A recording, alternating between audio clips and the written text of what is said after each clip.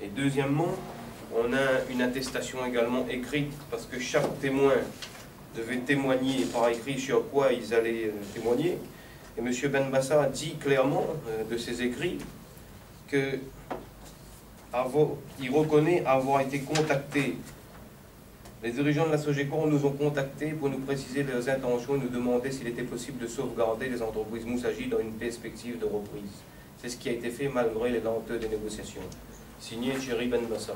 Ce qui veut dire qu'on a une attestation signée de la main du banquier, comme quoi il a été en contact avec la Sogecor avant même la signature des actes de vente.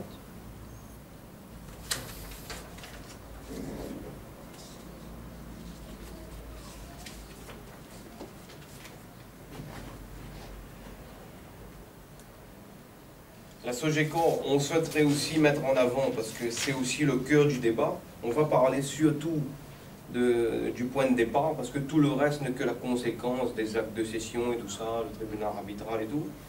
Mais à 31 ans, quel intérêt était pour nous de vendre nos sociétés alors qu'on est à la moitié, à la fleur de notre jeunesse, on aimait notre travail, on n'avait aucun intérêt, mais on nous a obligés à le faire. Et maintenant, c'est pourquoi on a assigné la Bred à Paris pour rupture abusive des concours bancaires et collusion frauduleuse avec la Sogecor pour l'accaparement de nos parts sociales en fraude de nos droits. Attendez, alors, c'est rupture abusive des concours bancaires. D'accord. Et collusion frauduleuse avec la Sogecor pour l'accaparement de nos parts sociales en fraude de nos droits. Une répétition. Donc, on a signé la Bred à Paris depuis 2010 pour rupture abusive des concours bancaires. Et surtout, j'insiste sur la collusion frauduleuse avec la Sogecor pour l'accaparement de nos parts sociales en fraude de nos droits. Pardon, c'est devant quel tribunal? Tribunal de Paris. Oui, mais c'est quoi, la chambre commerciale? Oui, c'est la chambre commerciale de Paris. Et le juge a prononcé à notre demande un sursis statué dans l'attente de l'issue de la procédure pénale en cours. Il attend le pénal. Voilà. Il a estimé qu'il y a quand même des éléments qui pourraient être susceptibles d'avoir des suites pénales. C'est pas tout. La Bred, à 5 jours de la fin du délai d'expulsion, c'est-à-dire, on a rencontré M. Benbassa le 20 août, il nous a dit, amenez 200 000 euros, je revois ma position. On a dit, M. Benbassa, on n'a pas les 200 000 euros parce qu'on a été contraint d'autofinancer. On dit, pourquoi vous ne nous financez pas? On a des accords Sofaris, on a autofinancé 1,5 million d'euros en l'espace de 2 ans et demi. Ce n'est pas donné à tout le monde, parce que les sociétés dégageaient une capacité d'autofinancement telle qui nous a permis de nous lancer et d'arriver justement à des résultats assez encourageants. Donc, M. Benbassa, il nous a dit, amenez 200 000 euros et je revois ma position. On a dit, on n'a pas les 200 000 euros, par contre, on a un terrain. Et je vais insister sur le terrain, je vais d'ailleurs le noter ici, parce que c'est...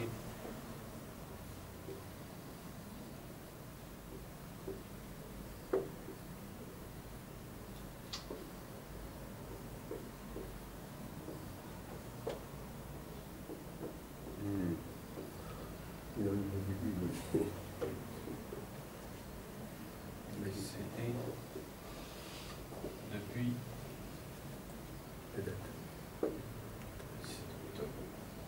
2006. On est en 2013. Donc, on a dit à M. Benbassa, on a un terrain. Prenez, et quand ils nous mettent dehors, on est à moins 276 000 euros sur les 4 sociétés, parce qu'il y en a une qui a été créditeur. Il nous dit comme ça, il ne fait pas d'immobilier. Il a refusé cette garantie. Où est-ce qu'on voit qu'une banque refuse une garantie pareille? Et il nous propose une garantie sur notre stock. Et l'apport éventuel, l'introduction éventuelle d'un partenaire structurant. Donc la banque commence à emmener le chevalier blanc qui arrive, qui s'appellera la Sogecor par la suite. Donc le 29 août 2006, à 5 jours de la fin du délai d'expulsion, qui finissait donc le 3 juillet, on nous met dehors, 3 août, 3 septembre. Donc à 5 jours de la fin du délai d'expulsion, on signe Oxiga. C'est-à-dire qu'on donne à la banque pour 300 000 € de stock gagés qui sont payés, et nous donner les 200 000 € de trésorerie. Pour tout le monde, c'est la logique, il n'y a pas besoin d'être juriste. La signature de la convention Oxiga valait arrêt de l'expulsion. La banque ne va pas signer un contrat à 5 jours avec nous d'un gage sur les stocks pour nous mettre dehors 5 jours après. Ça n'a aucun sens. Et qu'est-ce que la banque a fait? Et ça, la Sogeco, on n'en parle pas, mais moi je souhaiterais venir là-dessus parce que tout le reste vient de là. La banque nous a dit, bon, monsieur Moussaji, les 200 000 €, on ne vous les donne pas, vous renflouez les comptes et vous dégagez quand même. Et là, c'est grave. C'est-à-dire qu'ils ont transformé 300 000 € d'actifs circulants, c'est-à-dire de stocks disponibles, payés, qui appartiennent à la société, en actifs immobilisés. C'est-à-dire, on a 300 000 € de trésorerie qu'ils ont gelé. Donc, ils nous mettent un pétard sur la tête. Et là, la Sogeco était arrivée, ils voulaient un rapprochement, vous êtes les hommes qu'il nous faut. Jusqu'à maintenant, bon, ils avaient seulement 1,97% de part de marché en 2006. Nous, on était à 20%, juste derrière le groupe Ayotte. Donc, ils nous disent comme ça, voilà, vous êtes les hommes qu'il nous faut, c'est un partenariat, nous, on a des millions d'euros. Jusqu'à maintenant, on a mis je ne sais pas combien de directeurs, ça n'a jamais marché, mais vous, avec vous, au commercial, nous, aux finances, on va prendre le marché, parce que si on laisse faire le groupe Ayotte, ils vont tout prendre. Et d'ailleurs, dans le pacte d'actionnaires, c'était écrit que le rapprochement avec la Sogeco, c'était pour contrer le groupe Ayotte. C'est ce que la Sogeco, c'était leur intention. Donc il fallait, pour entrer dans nos sociétés, il ne fallait pas qu'ils rachètent tout, parce que s'ils rachetaient tout, il fallait qu'ils payent d'un coup. Donc la stratégie, c'est de devenir actionnaire majoritaire et de nous laisser actionnaire minoritaire. Pouvoir entrer chez nous, nous faire croire qu'on est toujours actionnaire, associé, et s'accaparer des sociétés, comme ça a été le cas. Donc, j'insisterai aussi sur la création des emplois. En 2006, les 5 sociétés ensemble ont quand même créé près de 45 emplois. Dans un contexte économique actuel, avec un taux de chômage qui ne cesse de grimper, qui est devenu une des priorités d'ailleurs du gouvernement, c'était quand même pas mal avec les moyens qui nous ont été donnés. Donc la Sogeco, moi je reviens aussi sur le mensonge de la Sogeco qui fait croire à tout le monde que les sociétés étaient exsangues. C'est-à-dire que les sociétés, ça valait rien, d'ailleurs ça a été mis dans l'article de Marianne, voilà, où la Sogeco, d'ailleurs ils n'interviennent jamais, quand la presse les demande leur avis, souvent ils n'en parlent pas. Donc ils font exprès de jouer les muets, parce qu'ils savent très bien. Nous, on souhaiterait justement avoir un débat avec eux, pour pouvoir justement prouver à tout le monde ce qui se passe dans cette affaire. Donc, les sociétés, on a un rapport financier qu'on a déjà fourni à la presse, dégagé ensemble un excédent brut d'exploitation en 2006 de 596 000 €. C'est-à-dire que les sociétés avaient la possibilité de rembourser 50 000 € par mois aux banques. Si nous avions financé même 400 ou 500 000 €, on n'aurait même pas eu besoin de vendre. Donc voilà. Donc, nous, on va vous raconter ensuite, le 29 juin, donc, le jour de la vente chez Maître Arnaud. Maintenant, voilà les complices. Il y a la Bred. Maintenant, on va venir sur l'intervention de Maître Arnaud, Maître Patrick Arnaud, qui a été une des chevilles ouvrières de cette escroquerie dont nous sommes victimes. Donc, le 17 octobre 2006, dans un premier temps, on cède à CAO, filiale de la Sogeco, pour calmer la Bred. Parce que la Bred a donné une prorogation de l'article 60 au 10 octobre premièrement, puis au 25 octobre. Donc le 17 octobre 2006, dans le cabinet de Maître Arnaud, croyant mettre fin définitivement, un terme définitif à la pression des banques, on cède à CAO, filiale de Sogeco, un terrain je parle de ce terrain-là, de 2407 mètres carrés à Saint-Louis, pour un montant de 210 000 €, les 70%. Ils nous ont dit, voilà, comme on envisage un partenariat à 70-30, mais pourquoi pas faire déjà une opération à 70-30 sur le terrain? Ça vous permettra de calmer les banques et de préparer sereinement, qu'on vous soumette les actes de vente sereinement. Donc voilà, le 17 octobre 2006, on cède à CAO filiale de Sogecor le terrain pour un montant de 210 000 €.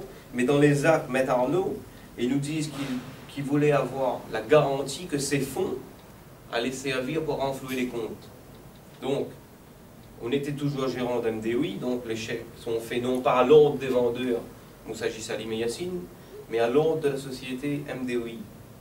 Ce qui veut dire, et là j'insisterai, c'est quand même important, en l'espace de, si on prend le contrat Oxiga, il y a 300 000 €, plus le terrain, 210 000 € pour les 70%, ce qui veut dire qu'en l'espace du 29 août et le 17 octobre, en l'espace d'un mois et demi, on a mis sur la table 510 000 € de garantie incontestable, plus une caution personnelle de 1,3 million d'euros qui nous ont fait signer. Caution. Un demi-million d'euros, on l'a mis sur la table. Et la banque n'a pas arrêté. Ça aurait dû. Avec ça, ça a été reconnu qu'on a fait tout ce que la banque, le tribunal arbitral l'a reconnu, qu'on a fait tout ce que la banque a demandé. Voilà, quand on a vendu la Sogecor, les comptes avaient été déjà renfloués à un demi-million d'euros qu'on a mis sur la table. Comment ça se fait que les banques continuent à nous aider la pression?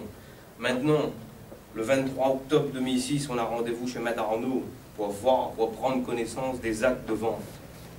Et à la veille de ce rendez-vous, on voit M. Nicolas Rabot de la Brède de Port, juste le collaborateur de M. Benbassa, qui nous dit, on dit, M. Rabot, on ne veut pas vendre nos sociétés, on a mis un demi-million d'euros sur la table, laissez-nous, revenons à la discussion, on veut travailler, on est jeunes.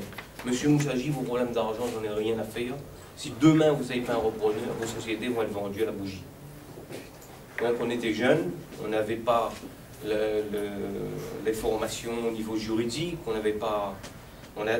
n'était que des commerciaux, et nos sociétés étaient bien gérées, tous les comptes étaient attestés par M. Lala, qui était dernièrement président de l'Ordre des experts comptables.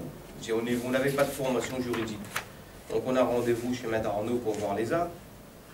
Et cette séance chez M. Arnaud s'est transformée en séance de chantage. Le Sogecor nous a dit, ça a été un chantage, et c'est le début de l'escroquerie. On nous a fait signer n'importe quoi, et avec une grosse complicité de M. Arnaud. D'ailleurs, tout le monde le dit aujourd'hui, que M. Arnaud porte une grosse responsabilité dans cette affaire. Il est toujours là, M. Arnaud? Il est toujours là. Donc, on nous a dit, bon, comme on n'avait pas d'avocat, on a dit on emporte les actes, on emporte les contrats, et on revient vers vous. On allait les soumettre à Maître Akoun, qui avait été avocat de la famille. Et elle a dit, quoi? Vous avez vu combien de temps ça nous a pris pour préparer ces actes-là? Soit on signe maintenant, demain notre offre ne tient plus, c'est ce que le PDG de la Sogecor a dit. Demain vos sociétés sont en morte, la banque vous avez mis dehors. Comme on vous a dit, ce sont les hommes qui font la force d'une société et tout ça. Donc, pressé. Là, on a dit oui, mais on ne peut pas signer comme ça. C'est alors que M. Arnaud, face à nos hésitations, est intervenu et a dit, Messieurs Moussaji, j'en appelle à la noblesse de la profession d'avocat. Ces actes ont été rédigés par moi-même et mes collaborateurs. Ne recèlent d'aucun piège. Connaissant l'urgence de la situation et la pression des banques, je serai dans cette affaire à la fois votre avocat et l'avocat de la Sogecor. Je ne risquerai pas ma réputation d'un récricocoste comme Saint-Denis. Ces actes, vous pouvez les signer, faites-moi confiance. Donc, on n'a même pas eu le temps de les lire. Il y avait je ne sais pas combien de packs d'actionnaires, 5 sociétés, garanties d'actifs passifs, les actes de cession partout, c'était rempli le bureau. Donc, on a signé et au final, sans avoir pu vraiment lire, comprendre exactement, et quand on était en pourparlers avec les dirigeants de la Sogecor, ils nous avaient dit à peu près à quel prix vous souhaiteriez. On avait dit entre 4,5 à 5 millions d'euros. Et le jour de la vente, il y a eu un prix provisoire qui est arrivé à 772 000 euros. C'était plus 3,5, c'était plus 4,5 à 5 millions, c'est 772 000 euros prix provisoire. Mais le prix définitif interviendra plus tard. Et nous, ce qu'on souhaiterait dire, c'est qu'on est tombé ce jour-là d'un véritable traquenard juridico-financier par des gens sans scrupules. Et Maître Arnaud nous a même fait croire que la loi française lui interdisait de nous remettre une simple copie de ce qu'on avait signé, tant que les actes n'auront pas fait l'objet d'un enregistrement officiel auprès du greffe. C'est-à-dire qu'on est sorti de là sans rien en main, sans connaître nos droits et obligations. C'est seulement le 26 décembre 2006, plus de 2 mois plus tard, que sous la pression, le cabinet Arnaud nous a remis une copie de ce qu'on a signé. Ensuite, l'affaire est partie, donc ce qu'on n'a pas vu dans les actes de cession, c'est ahurissant. Il y a un prix provisoire, non pas versé à nous directement, mais versé en compte courant, associé, moitié bloqué pendant 3 mois, moitié pendant 4 ans. Il y a des clauses exorbitantes du droit commun, notamment, on signe le 23 octobre 2006, mais l'entrée en jouissance par la Sogecor se fera au 1er juillet. Vous avez signé. Oui, mais je veux dire, c'est Maître Arnaud qui était notre avocat et l'avocat de la Sogecor. Donc voilà, ils ont pris le contrôle des sociétés. Ça a été reconnu maintenant. Et là, moi, j'en viendrai à l'escroquerie. C'est pourquoi il y a des plaintes pour escroquerie. Maintenant. Donc on s'est retrouvés. Ils ont changé les logiciels de gestion à la veille des inventaires. Il y a le prix. Ils ont fait défendre le prix par le propre commissaire aux comptes de la Sogecor, le cabinet HDM. Dans les actes de cession, c'est écrit. C'est écrit que le prix définitif viendra plus tard, en fonction d'une situation au 30 novembre, puis d'un rapport HDM. Et le tribunal arbitral, M. Lala, qui devait sortir les comptes au 30 novembre, a démissionné.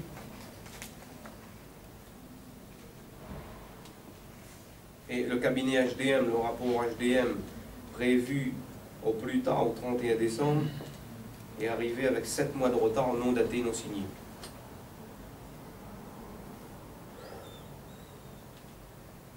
Donc, on s'est retrouvé salarié le 29 juin 2007, bon, je vais résumer, le 29 juin 2007, à la veille des inventaires pour l'arrêté des comptes annuels.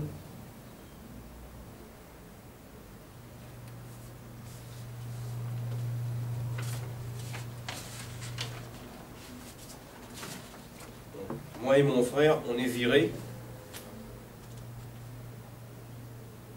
On est devenu actionnaire à 30%, on est viré sans être payé, avec interdiction de mettre les pieds dans les locaux et de contrôler quoi que ce soit. On a même mis un vigile au dépôt pour nous interdire l'accès. Donc c'est là que je veux... On s'est retrouvé, on est passé du statut de chef d'entreprise, deuxième importateur de pneus La Réunion, à la tête de société reconnue parfaitement viable, à celui de... On a touché 7 mois d'acétique, on s'est retrouvé RMiste, voiture saisie, on n'avait plus rien, et surtout, et là je viens et je résume notre affaire à un problème de concurrence, avec une clause de non-concurrence de 4 ans, non pas seulement à La Réunion, mais sur toute la zone du sud de l'océan Indien. Ça, vous avez signé ça? Et ça, c'était les actes de Maître Arnaud.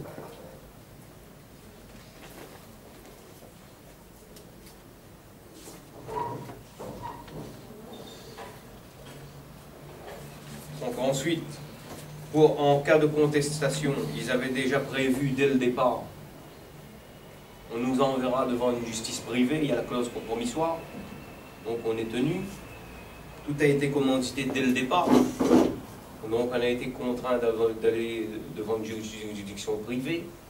un tribunal arbitral, et on s'apercevra, la Sogeco a pris M. Jacques Gauthier, un ex-procureur général, à La Réunion, et notre arbitre, on le découvrira plus tard, a été un des profs de fac du PDG de la Sogeco, M. Jean-Baptiste Seub. Et la présidente, ça a été également Anne-Françoise Zataragro, s'est avérée aussi être un ex-prof de fac du PDG de la Sogeco. Nous, on appellera ce tribunal arbitral qu'on qualifiera d'une juridiction de copains, parce qu'ils ont fait, c'est de l'avis de beaucoup de juristes, et on arrive à là justement. Bon. Tous les juristes sont unanimes, devant une juridiction normale, la vente aurait été annulée. Il y a un grand principe en droit, un adage qui s'appelle France omnia corrompit, la fraude corrompue. Donc le tribunal, il valide les cessions parce que le tribunal arbitral, ils ne sont pas tenus de suivre les règles établies dans les tribunaux de France. Donc ils font ce qu'ils veulent. Donc ils ont validé la vente, c'était le seul moyen. Et dans une deuxième sentence, ils reconnaissent que la Sogeco a changé les logiciels de gestion à la veille des inventés, quelle était la situation à la Sogeco, on n'a pris aucune mesure de nature à corriger les nombreuses anomalies de stock, il y avait falsification de stock et tout, des dévidages de dépôts de nuit, que le rapport HDM était frauduleux, ça caractérise la volonté de Sogeco de fausser les données devant servir de base au prix définitif. Donc, d'un côté ils valident et d'un autre côté ils disent que l'acheteur a faussé le prix. Et ce qui fait qu'ils ont validé la vente, ils ont nommé un expert pour fixer un prix qui est devenu indéterminable, parce qu'il y a eu des dévidages de dépôts de nuit. Donc on s'est retrouvé, aujourd'hui on est pris, moi ce que je souhaiterais dire, on est dans un naufrage judiciaire total. Mais il y a récemment, enfin... Voilà, maintenant, il y a eu la... Vous n'avez pas, enfin, quand vous parlez de naufrage judiciaire, vous avez quand même une décision favorable. Voilà, mais voilà. J'arriverai à ça. J'arriverai à ça parce qu'il fallait... c'est pas 1,1 million qu'on a touché. La Sogeco, et j'arrive, c'était le but de notre conférence, mais je souhaitais revenir sur la Brède et Matarno. Mais maintenant, le 30 décembre 2008, la deuxième sentence arbitrale condamnait la Sogeco à nous payer 1,5 million avec exécution provisoire. La Sogeco a saisi le premier président de la Cour d'appel, a demandé la suspension de l'exécution. Par le jugement du 24 mars 2009, le premier président a aménagé la sentence, c'est-à-dire la Sogeco de payer 170 000 et de verser le reste à la caisse de dépôt. Ils n'en sont rien fait, c'est seulement le 26 juillet 2011, pour faire échec aux saisies, qui sont allés courir consigner les fonds à la caisse de dépôt. Sauf que ils ont fixé eux-mêmes les conditions de la déconsignation, et là, dernièrement, suite à l'arrêt de la Cour d'appel, notre huissier s'est présenté à la caisse de dépôt, et les fonds n'y sont plus. Où ils sont? Et Voilà. voilà, mais ils ont déjà récupéré les fonds en fraude de nos droits, et ils ont payé seulement, ils ont ressaisi le GEX, ils ont fait seulement un chèque de 366 000 €, et ils ont déjà ils ont ressaisi le GEX, donc on est pris encore pour aller devant le juge de l'exécution. Et sur les fonds qu'ils ont payés, on a reçu les ATD de l'administration fiscale, que je vous remets là. Donc pour moi et mon frère, il y en a pour 150, 160 000 €, enfin un petit peu moins de 160 000 € avec des frais de majoration. Parce que le prix définitif vient d'être fixé à titre définitif par la Cour d'appel dans son arrêt. Ouais, donc, ça c'est quoi ça? ça, ce sont les ATD sur les plus-values. C'est quoi TD? Ah oui, La tiers détenteur au niveau des terrains. Le C'est au terrain, niveau on du l'a terrain. jamais touché. Ça va faire 7 ans. On n'a jamais touché les 200 000 € du terrain. Ils Ça, on sont souhaiterait taxés le dire. d'office par là. Et on est taxé sur les plus-values sur la vente du terrain qu'on n'a jamais touché. Et Ça. sur le prix des 772 000 €. Parce que c'est sur le prix provisoire qui nous taxe, le prix du 23 octobre 2006, et on est en 2013. Et là, vous êtes taxé sur quoi là? On est taxé sur les plus-values, et notamment sur, il y a environ 80 000 € de frais de majoration cumulés pour moi et mon frère. Ce qui veut dire que là, d'après notre avocat, on va toucher seulement un peu moins de 100 000 € chacun. qui nous seront remis là d'ici le 30. Et j'ai ma tante qui est là, qui nous a aidés financièrement, on lui doit de l'argent. Et moi maintenant je vais revenir pour avoir, il fallait montrer que c'est pas 1 million qu'on a touché parce que c'est après quittance, il faut déjà déduire le prix provisoire qu'ils avaient payé, 387 000 €. Il y a les 170 000 € qu'ils avaient payés aux impôts au lieu de nous payer directement. Ils l'ont fait seulement 2 ans et demi après. Ce qui fait qu'aujourd'hui, on touche quasiment rien. Et c'est pas tout. À ce jour, on est ruiné, on est père de famille, on n'a plus de revenus. Je viens de vous le montrer. En 2012, en 2009, on a remonté une société pour pouvoir travailler. Et cette société a dû être liquidée parce qu'une nouvelle fois, notre banque principale, je ne citerai pas de nom parce que je ne veux pas nous mettre à dos tout le secteur bancaire. Sous influence. Voilà. Ils nous ont réexpulsés. C'était la BRED en 2006, maintenant c'était une autre banque en 2012. Et sur ordre de la Sogeco, cette même banque a refusé de lâcher les fonds alors qu'il y avait des décisions des tribunaux. Ce qui veut dire qu'on vient de reperdre encore à nouveau quelques années de travail. Et c'est pas tout. C'était liquidé quand votre société? En 2012. Donc le tribunal a prononcé la liquidation. Donc avec pareil de Saint-Denis. La société AVSOI. Il y avait 2 points de vente, ça commençait à bien marcher. Il y a une quinzaine d'emplois qui partent encore en fumée. Et c'est pas tout, parce qu'on avait déjà été condamné à 100 000 € par le tribunal arbitral pour la violation de la clause de non-concurrence. Aujourd'hui, la Sogeco réclame 1 million d'euros devant la cour d'appel, parce qu'on a travaillé en 2009. Ils ont plaidé l'incompétence du tribunal de commerce, c'est un tribunal arbitral. Le tribunal arbitral nous a condamnés à 100 000 €. Ils sont revenus devant la juridiction normale, qui s'est déclarée compétente. On est vraiment... Nous, franchement, aujourd'hui, c'est pourquoi je reçois chaque semaine des assignations sur assignations sur assignations pour diffamation. Qui correspondent à quoi? Pour diffamation. Et notamment, il y a 2 lettres de l'association Stop Injustice qui a été envoyée à Madame la garde des Sceaux par M. Bieber. Et moi, j'ai retransmis la lettre à un peu tout le monde pour alerter un peu l'opinion publique. Et moi, je suis assigné. Donc, je suis Pour diffamation. Voilà, pour diffamation. La clause de non-concurrence. Et la clause de non-concurrence, on a été condamné, après justement par le tribunal des référés, à ne plus exercer sous astreinte de 5 000 € par jour de retard, avec notre nom en gros dans le genou. Interdiction de travailler. Donc, ils ont saisi la cour d'appel, on avait fait appel, la cour d'appel a validé. Et la Sogeco s'est présentée devant le GIEX dernièrement. Ils ont essayé de liquider 5 000 fois le nombre de jours, 955 000 €. Ils ont été déboutés, mais ils ont refait appel. Donc ils reviennent en appel dessus. Ça nous coûte des frais d'honoraires, des milliers encore de frais d'honoraires pour nous défendre. On est plongé dans un bordel judiciaire total. Et ça n'en finit plus. On reçoit des assignations sur assignations sur assignations, alors qu'on s'est fait ras-le-bol. On a ras-le-bol qu'en face, c'est l'instrumentalisation totale de la machine judiciaire et du réseau bancaire, de certaines banques, pour nous mettre par terre. Et aujourd'hui, il est évident, il n'y a pas besoin d'être juriste, il n'y a pas besoin d'être des grands connaisseurs du droit. Moi, je vais parler des faits, les faits parlent d'eux-mêmes. Et les faits, on est victime d'une abominable arnaque, d'une escroquerie, et rien ne vient justifier à ce jour que moi je suis mis en examen pour avoir appelé la Sogeco pour réclamer mon dû, sans avoir insulté. D'ailleurs, j'ai mis en défi de venir dire que je l'ai insulté, etc.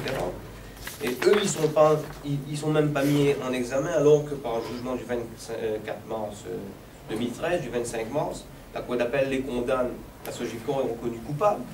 Et la Cour d'appel valide tout le contenu des sentences arbitrales, à savoir des dévidages et des pots de nuit, des faits extrêmement graves. Et aujourd'hui, nous, on voit ces gens-là, ils ont détourné des sommes astronomiques et ils ne sont même pas inquiétés.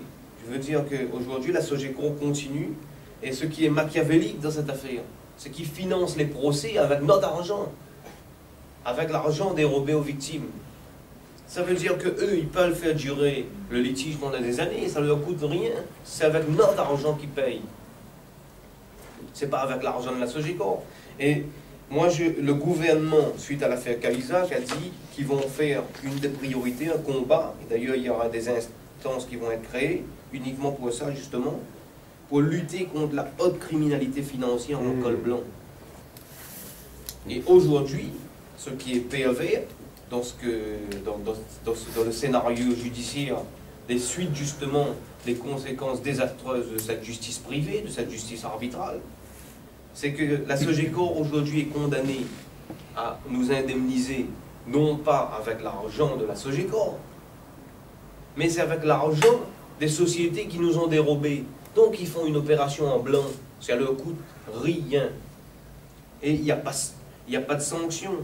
Et moi, ce que je veux dire, c'est que comment il n'y a pas besoin d'être... et maintenant, je vais venir sur l'aspect financier de cette arnaque, pour montrer. On dit qu'on a touché 1 million d'euros, déjà, ce n'est pas le cas. Et même si c'était... Ça, c'est la décision de la Cour d'appel, hein, c'est ça? Oui, voilà. Mais c'est pas 1 million, mais c'est après quittance. Donc, dans les 1 million 100... déjà, ils nous ont donné que 366 000 euros sur 1 million 100. Ça, c'est quoi alors? Ils ont déduit. Il y a 1 million 100, mais c'est après quittance. Il y a le prix provisoire. C'est quoi la quittance? C'est après tout ce qui est descendre déduit de tout ce qui avait déjà été payé.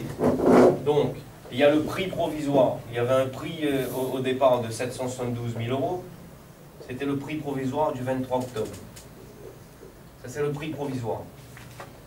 La moitié devait être payée au bout de 3 mois. Ils l'ont fait seulement 2 ans plus tard sur condamnation. Et la moitié au bout de 4 ans.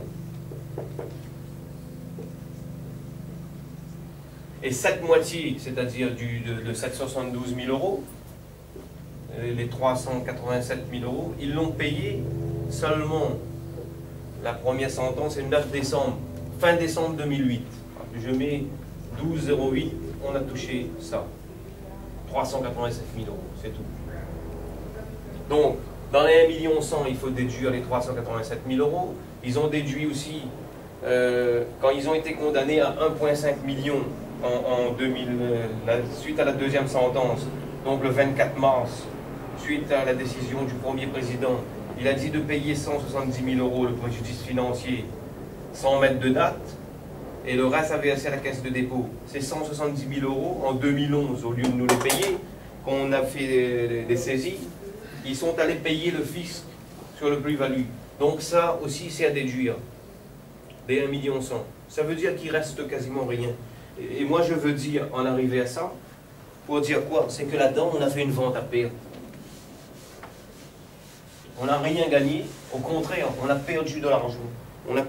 Quand je veux dire on a perdu, on en est, et ça c'est important de dire, à plus de 400 000 euros de frais de défense.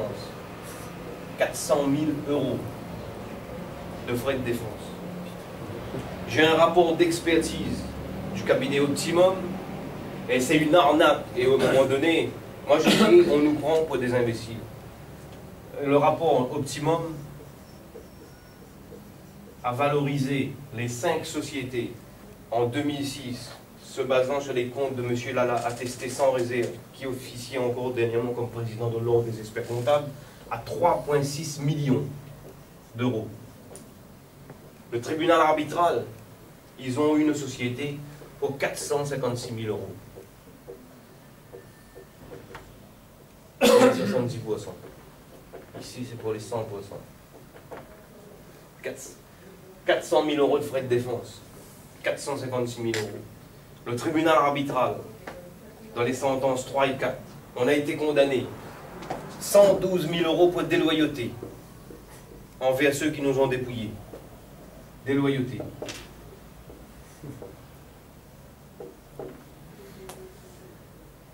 « 100 000 euros violation de la clause de non-concurrence. »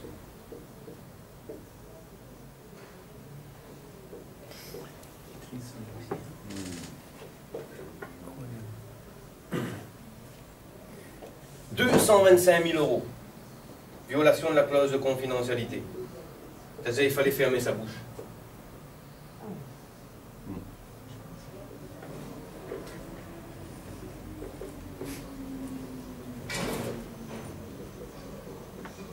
On en est à 437 500. Au total, environ 437 000 euros d'amende qui ont été validés par la Cour d'appel. Le prix, c'est 456 000 euros. 437 000 euros d'amende. Il reste zéro. 400 000 euros de frais d'honoraires. Sur les 1 100 000, là, ils nous ont donné 366, il y a les APD. Si on compte l'argent qu'on doit aux emprunts familiales, aux plus-values, l'argent aux avocats,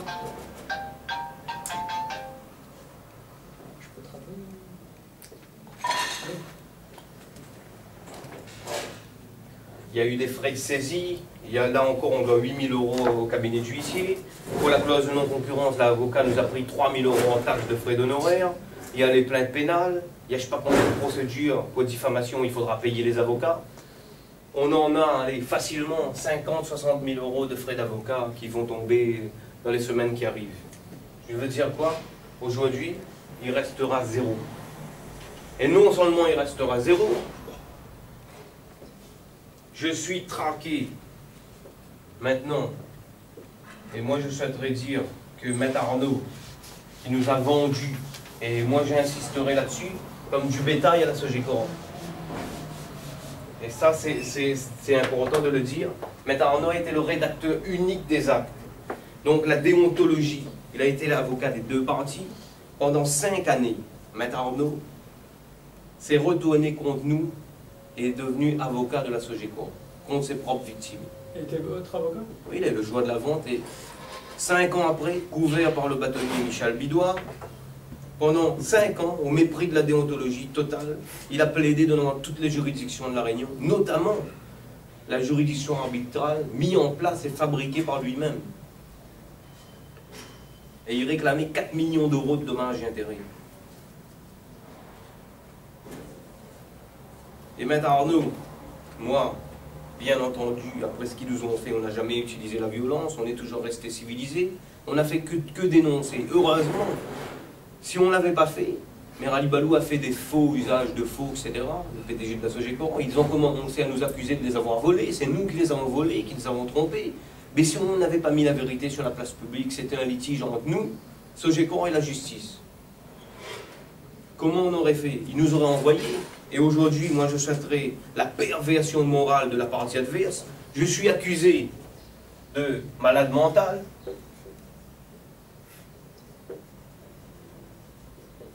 de psychopathe,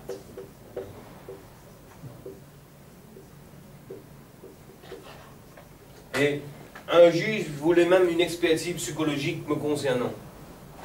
C'est-à-dire que aujourd'hui, non seulement ils nous ont ruinés, ils veulent nous salir, ils sont en train d'instrumentaliser la justice pour dire, bon, il a dit ça, vous le condamnez. Il a travaillé, vous le condamnez. On ne veut plus le voir sur le marché de La Réunion. Autrement dit, on dénonce s'il y a doit avoir des dénonciations de la part de ces gens-là. Et la plainte pénale, elle en est où? Mais la plainte Est-ce pénale, que vous avez des nouvelles récemment? on a fait des demandes d'actes, et là on va déposer maintenant, on va délocaliser. Suite à la déconsignation C'est des... quoi les demandes d'actes? De demander aux juges d'instruction de faire, d'entendre des témoins et tout ça. C'est pas fait ça? Si, ça c'est fait. C'est fait. Ils viennent donner une date d'ailleurs, il y aura un témoin qui sera entendu prochainement.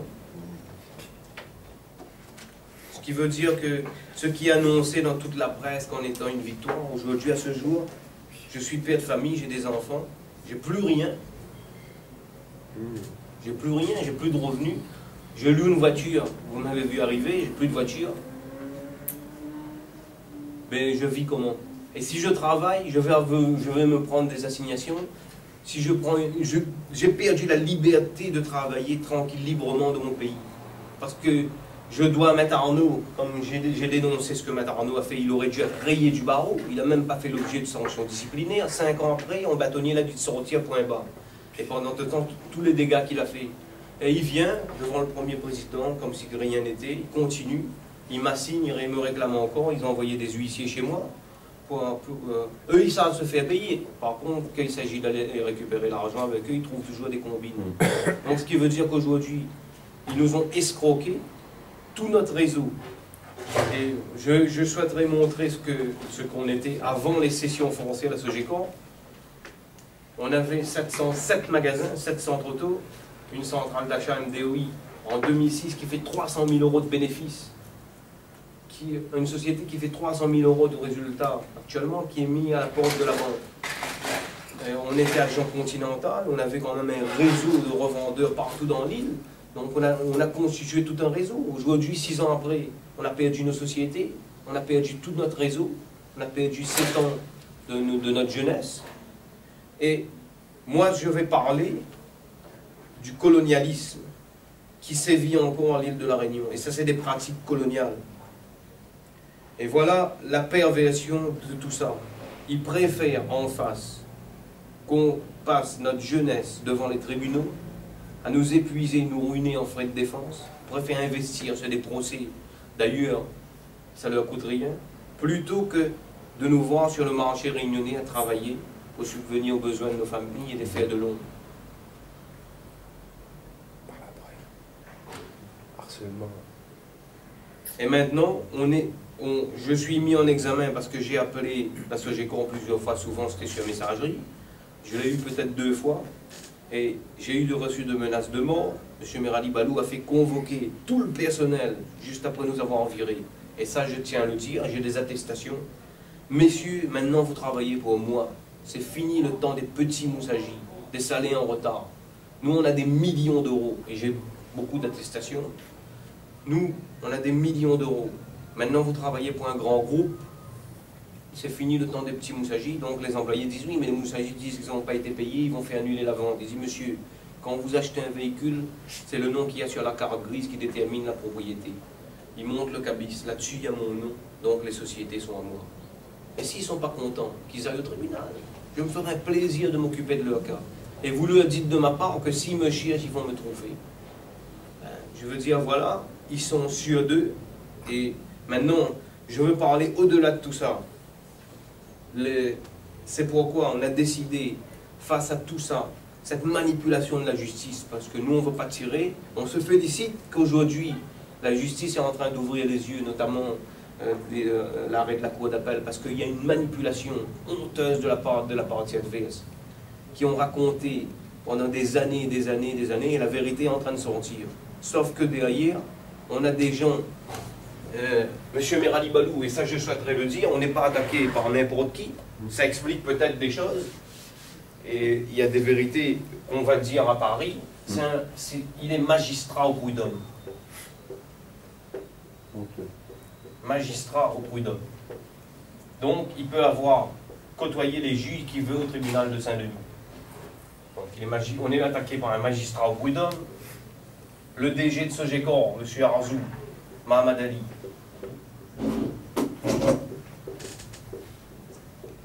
Il est un des gros administrateurs du MEDEF. Il siège à la Sécu, etc. Monsieur Benbassa, ancien grand patron du quotidien, qui maintenant est président de la caisse de retraite, CAC.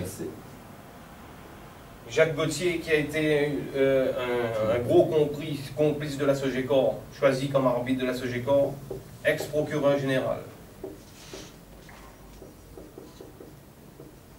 Procureur général, ex-procureur général.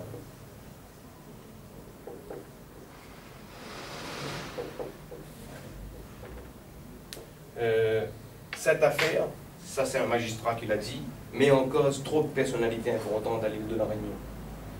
Banque, ça met en cause la banque, bref. Il y a aussi une assignation qui a été portée contre le cabinet HDM, c'est-à-dire que Maître Arnaud a fait dépendre le prix dans les actes de nautique qui sera établi au plus tard au 31 décembre 2008 par le cabinet HDM. Aujourd'hui, c'est pas moi qui le dis. On m'a dit que je suis un psychopathe, je suis ce qu'on veut, bon, qu'ils le disent. Je vais juste vous lire un article pour les gens qui sont là. Également. D'autres éléments corroborent encore cette exécution peu loyale de ses engagements par la SOGECOR.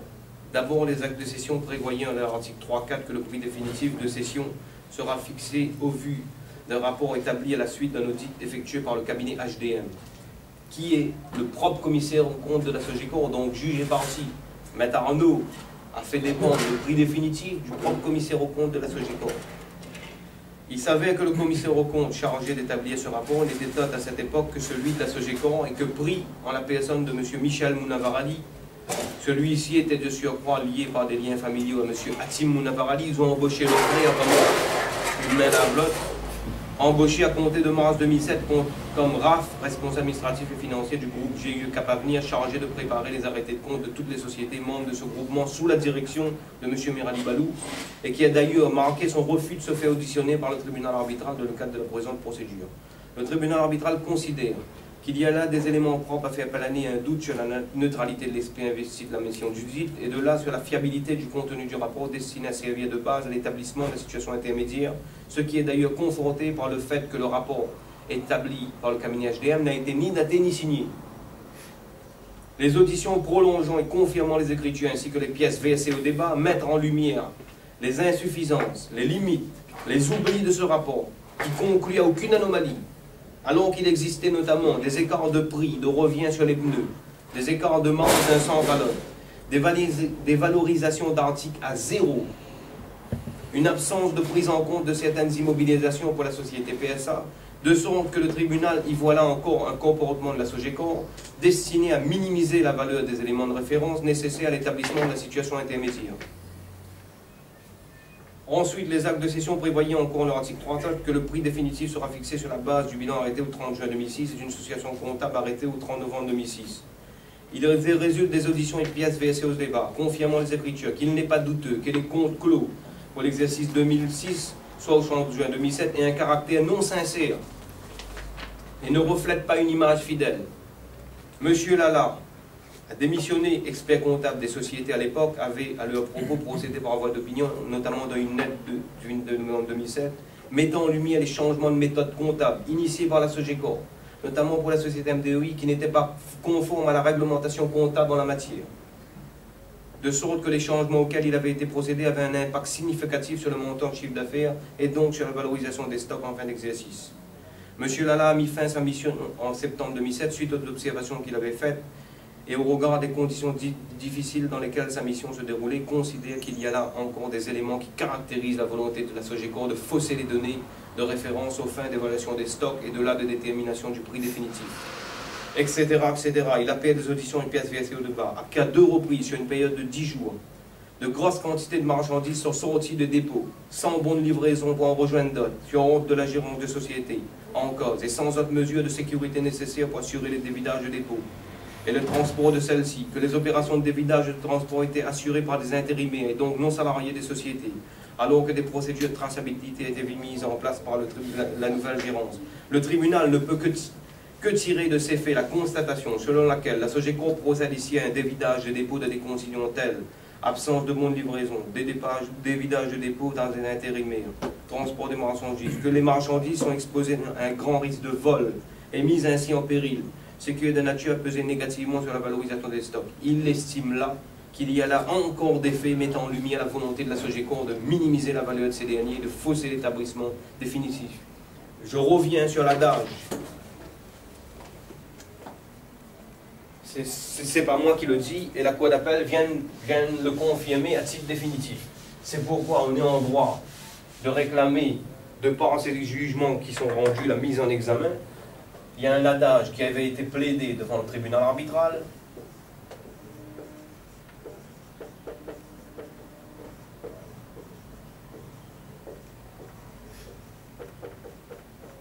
La fraude corrompt tout. On a demandé l'annulation des actes de vente. Le tribunal reconnaît que l'acheteur a faussé le prix. Il y a eu des changements de logiciel avec des inventaires, mais il valide quand même les actes. Et il nomme un expert pour fixer le prix. L'expert, Eric Delsal. Monsieur Moussati, oui. excusez-moi, mais Enfin, vous savez, quand vous avez, on a passé déjà beaucoup de temps, Oui, ça, oui. on l'a déjà dit, tout ça. Non, mais Moi, ce qui est important aujourd'hui, c'est de fixer le temps, c'est-à-dire on est après ce qu'a dit la Cour d'appel, donc regardons, enfin, vous voyez, on va pas tout réécrire et tout ça. Moi, je veux Ce qui est dire... important, c'est qu'il y a une instruction judiciaire, ça c'est important. Bon, Dites-moi ce qu'il en est et ce que vous comptez faire. Parce que, vous voyez, nous, on ne peut pas tout à chaque oui, fois. bien sûr. Réexpliquer. Non, mais moi je vais dire pourquoi aujourd'hui, on a décidé à Paris, on va assigner le tribunal arbitral, les magistrats. Alors, ça, c'est une nouvelle procédure. Voilà, c'est qu'on une soit nouvelle... bien clair. Voilà, tout à fait. C'est une nouvelle procédure. Donc, vous allez Assigner les 3 arbitres du tribunal arbitral pour complicité. Et je viens de vous expliquer pourquoi, je l'ai lu, le rapport HDM, parce qu'au final, ils auraient dû annuler les sessions, ils ne l'ont pas fait. Ils nomment un expert pour fixer un prix qui est devenu indéterminable. Sauf que le prix, c'est l'expert Delsal, M. Delsal, qui valide à 456 000 €. ça, c'est quoi, 455 456 000 €, le prix définitif. Aujourd'hui, ils l'ont eu, nos sociétés, à 456 000 €. C'est l'expert. Et le tribunal arbitral a validé cette expertise, mais qui est basée sur le rapport HDM.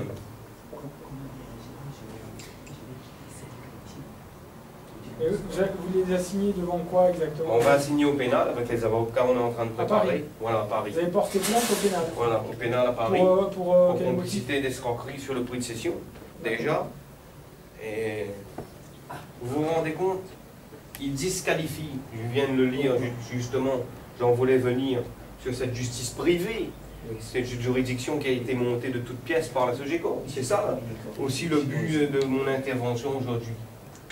Et le tribunal arbitral, l'expert Delsal s'est basé sur le rapport HDM, qu'il savait frauduleux parce qu'il avait déjà été dénoncé par le tribunal arbitral. Donc on est dans la fiction juridique.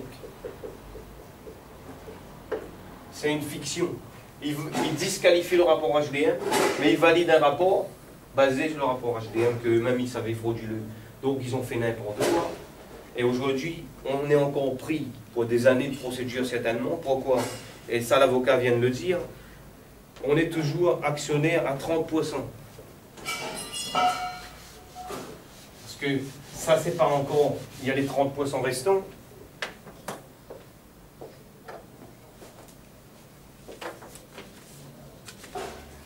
Et la nouvelle plainte, là, elle est pas... Vous avez déjà déposé une plainte ici au pénal?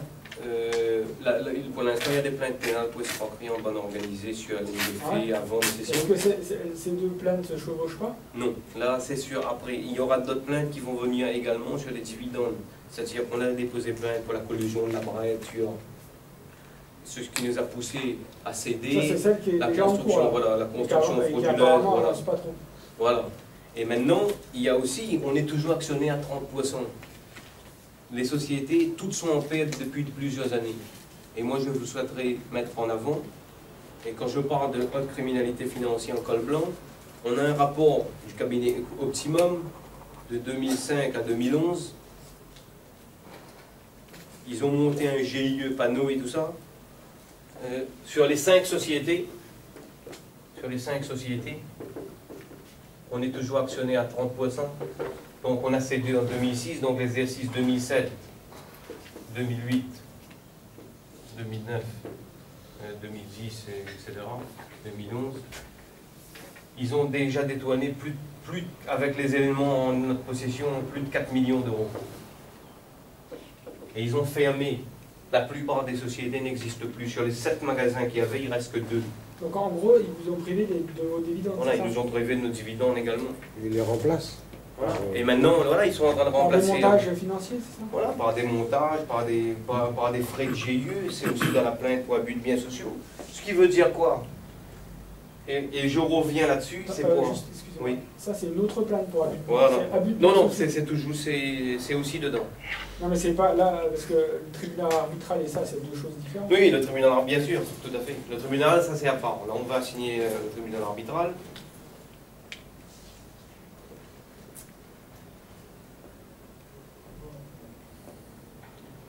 Maintenant, c'est pour montrer, regardez. ils nous ont pris nos sociétés, ils nous ont privés pendant 6 ans, ils nous ont envoyés au RMI, et qu'est-ce qu'ils ont fait de ces sociétés? Ils voulaient un rapprochement. Vous êtes les hommes qu'il nous faut, ils nous ont virés, ils nous ont mis au RMI avec interdiction de travailler, et de nos sociétés, ils ont détruit, un par un. Et de par leurs agissements, c'est pour détruire la concurrence. Donc au final, il ne reste plus rien. Il nous a éliminés et il nous a écartés du marché pendant 7 ans, 8 ans, 9 ans. Et c'est leur stratégie. Et derrière, ils le font en toute impunité. Et moi, je suis mis en examen pour justement avoir réclamé mon dû. Et aujourd'hui, comment on va faire pour financer tous ces procès-là? Nous, aujourd'hui, on en a ras-le-bol. Les faits sont extrêmement graves. On a des rapports d'expertise qui prouvent tout ça. Et donc, ils font une opération en blanc. Ça s'appelle la haute délinquance financière en col blanc. Donc, ils veulent nous pousser à bout, nous pousser au suicide. Il y a un des employés de la Sogecor qui a déjà passé à l'acte. C'est malheureux. Et ben, ils veulent faire la même chose, sans scrupule. Et ils continuent à... Et je vous donne une lettre de M. Mirali Balou, quand on l'avait alerté sur la question. Voilà ce qu'il nous répond. Monsieur, je fais suite à votre courrier du 28 février 2008, nous mettant en demeure de suivre vos conseils en matière de politique commerciale. Nul doute que vos inquiétudes sont fondées sur des rumeurs et des on-dit. Je tiens à vous rassurer, les sociétés dont nous avons la charge de gestion et de vous êtes les actionnaires minoritaires sont gérées comme il se doit, dans le respect de la réglementation, dans la transition de gestion du groupe Sogecor et dans l'intérêt à moyen et long terme des actionnaires. En 2008, on avait prévenu qu'il y a des trucs qui ne vont pas. Et voilà ce qu'on nous répond. Donc aujourd'hui, on considère, et ça fait aussi l'objet d'une plainte en diffamation, que la Sogecor, qui publiait plus ses comptes au greffe depuis 2001, est une société de blanchiment d'argent. Et on va le dire maintenant, c'est pourquoi, face à toutes ces dérives, à cette volonté de nous mettre à mort, on n'a plus d'autre choix. Il y a beaucoup d'autres dossiers, c'est pas seulement l'affaire Moussaji, il y a l'affaire Kadar, qui met encore des dysfonctionnements énormes dans d'autres domaines, il y a d'autres affaires. Donc on va aller avec une délégation dans 3 semaines, 3 semaines à 1 mois, on est en train de préparer, on a déjà contacté pas mal de médias nationaux.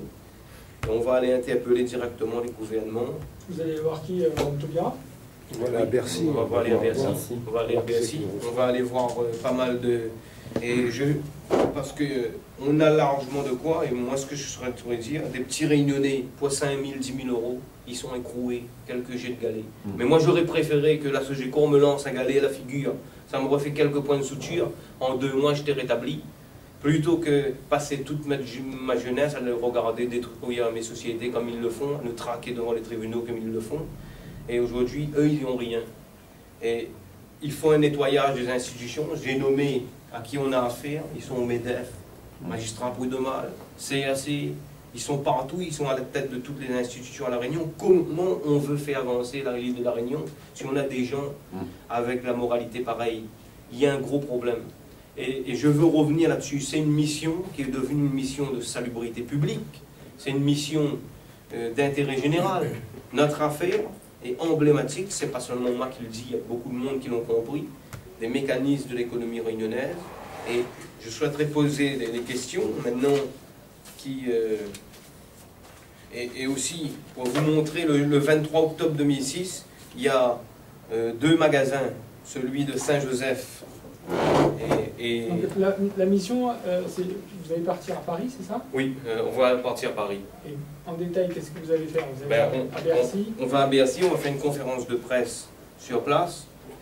On va exposer nos problèmes, quoi. On va exposer nos général. problèmes, on va exposer qui dirige les institutions à l'île de La Réunion. On va alerter. On va alerter ce qui se passe ici, comme on... Alerter les autorités.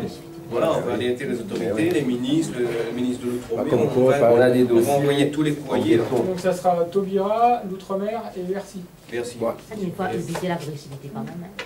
C'est important. Hein. D'accord. Oui, oui. Dans la vie tout seul, hein. Ah non, mais il n'y a pas d'agressivité. C'est pourquoi on va alerter sur l'instrumentalisation de la justice ici par des gens qui sont au-dessus de tout. En gros, de non-application de la loi. Comme moi, j'ai reçu 8 courriers des ministères en demandant à la préfecture de m'en recevoir. Je ne me reçois pas. c'est des problèmes comme ça, quoi.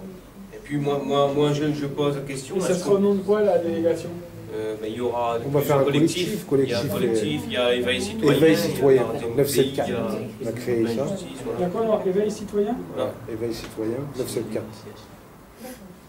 Ça s'appelle comme ça le collectif? Voilà.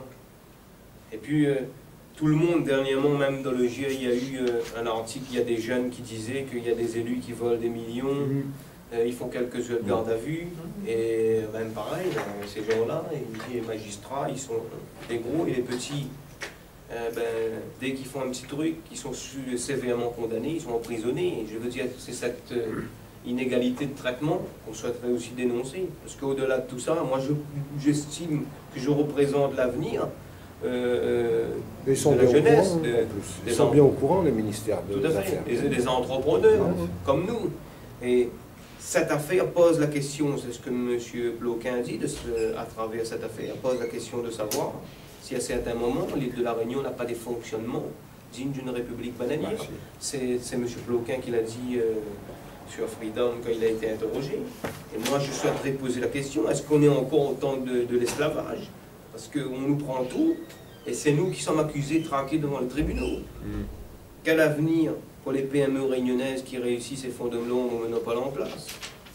Notre belle île transformée en véritable territoire de chasse. Qui sont les vrais responsables de la montée fulgurante du taux de chômage dans notre département? Et tout ça, ça s'explique. Et M. Yves Gégaud, ancien secrétaire d'État à l'Outre-mer, déclarait il y a quelques années encore devant toutes les chaînes de télé et radio que ce sont les lobbyistes qui font la loi à La Réunion. Et freinent le développement économique. Et c'est pourquoi on fait l'objet d'un acharnement judiciaire sans précédent de la part de notre prédateur, et d'où on n'a plus le choix. Et moi je souhaiterais dire, si vous pouvez insister sur le fait, la situation humaine dans laquelle on est, je suis père de famille, j'ai 2 enfants, on n'a plus même rien, il a 3 enfants, on est des pères de famille, on a des familles à nourrir. On ne nous laisse pas travailler en paix, on est traqués par les tribunaux, on a le droit de rien dire. Et